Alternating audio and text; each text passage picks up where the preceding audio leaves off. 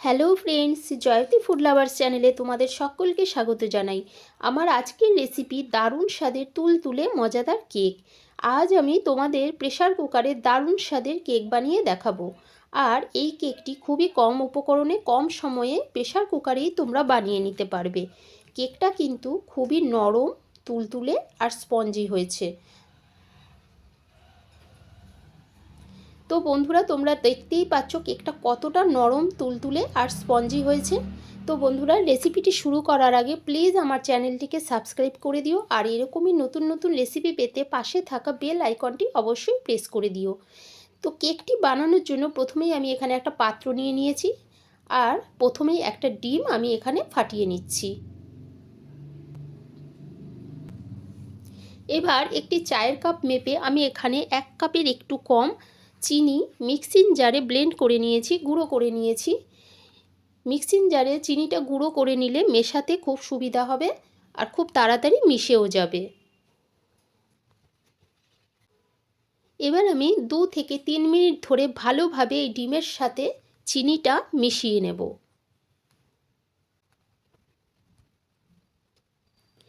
ভালোভাবে চিনিটা মিশিয়ে নিয়েছি, আর দেখো কালারটাও হালকা চেঞ্জ হয়ে গেছে।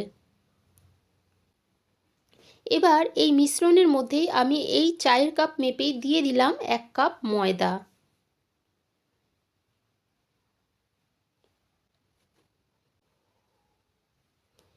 এবার এই ডিমের মিশ্রণের সাথে ময়দাটা আমি ভালোভাবে মিশিয়ে নেব, যাতে কোনো দলা না থাকে।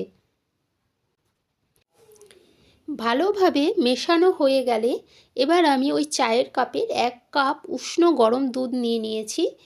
পুরো দুধটা আমার লাগবে না, আমি যতটুকু দুধ আমার ব্যাটার তৈরি করতে লাগবে আমি ততটুকুই ইউজ করব।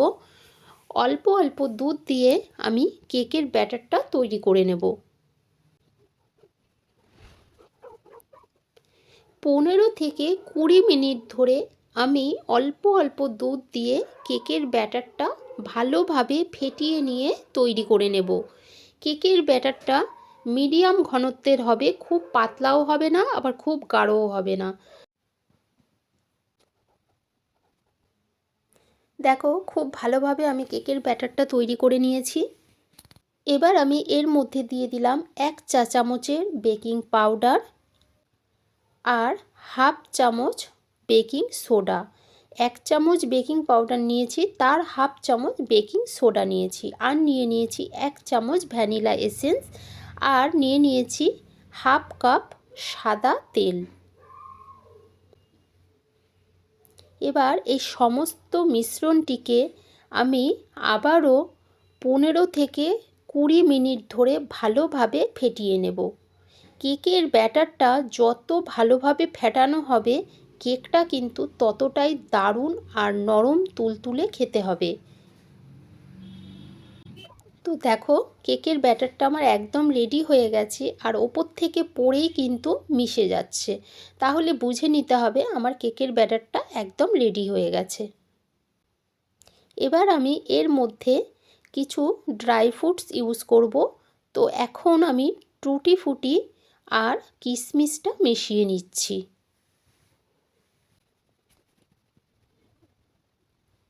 ভালোভাবে মিশিয়ে নিয়ে এক সাইডে রেখে দিলাম।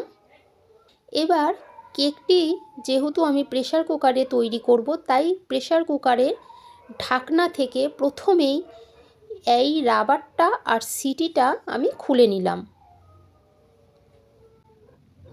প্রেসার কুকারে কেক তৈরি করতে গেলে প্রথমে এই রাবার আর সিটিটা দুটো জিনিস খুলে নিতে হবে। এবার আমি ওভেন অন করে হাই ফ্লেমে প্রেসারটা খুব ভালোভাবে একটু গরম করে নেব। আর এদিকে নিয়ে নিয়েছি একটি কেক তৈরি করার বেস। এগুলো তোমরা যে কোনো দোকানেই কিনতে পেয়ে যাবে। এবার এই বেসটার মধ্যে আমি একটু তেল মাখিয়ে নেব।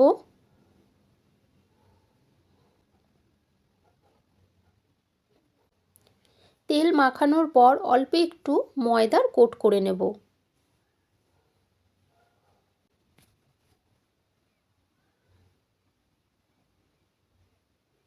এবার এর মধ্যে দিয়ে দিলাম সম্পূর্ণ কেকের ব্যাটারটা।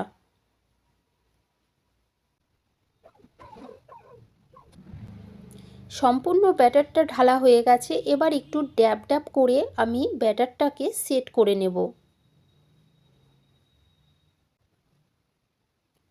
এবার প্রেসার কুকারটা দেখো খুব ভালোভাবে আমার গরম হয়ে গেছে। এবার খুব সাবধানে আমি প্রেসার কুকারের মধ্যে একটা স্ট্যান্ড রেখে দিলাম। তো প্রেসার কুকারটা যেহেতু গরম করে নিয়েছি তাই খুব সাবধানে কাজটা করতে হবে। তোমরা চাইলে কোনো বাটিও বসিয়ে নিতে পারো। এবার কেকের ব্যাটারটাও খুব সাবধানে বসিয়ে নিতে হবে। দেখো আমি কেকের ব্যাটারটা সাবধানে বসিয়ে নিয়েছি।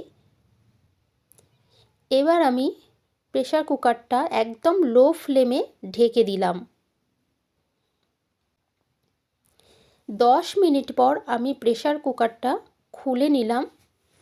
দেখো প্রায় অর্ধেকটা হয়ে এসেছে। এবার আমি ওপর থেকে কিছু ড্রাই ফ্রুটস সাজিয়ে নিলাম।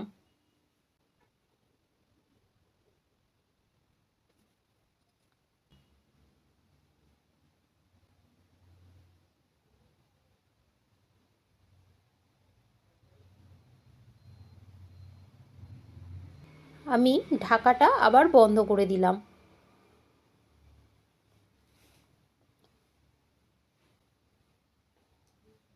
ফিরে এলাম 20 থেকে 25 মিনিট পর।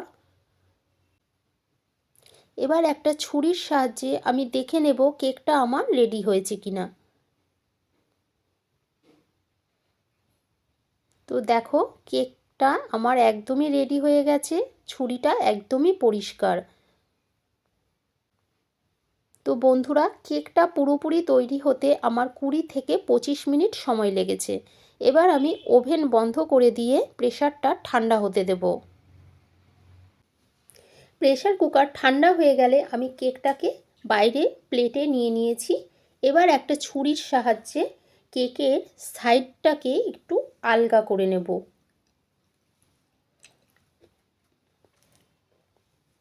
দেখো খুব সহজেই কেকটা আমি ছাড়িয়ে নিয়েছি।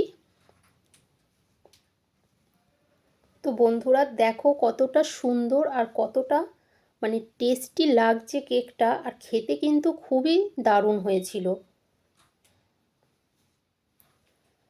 দেখো কতটা সফট, স্পঞ্জি, নরম, তুলতুলে হয়েছে।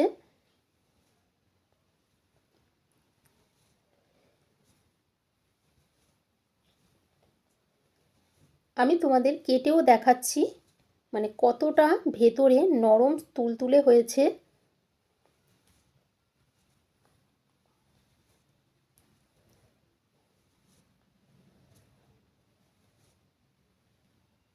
দেখো জাস্ট অসাধারণ।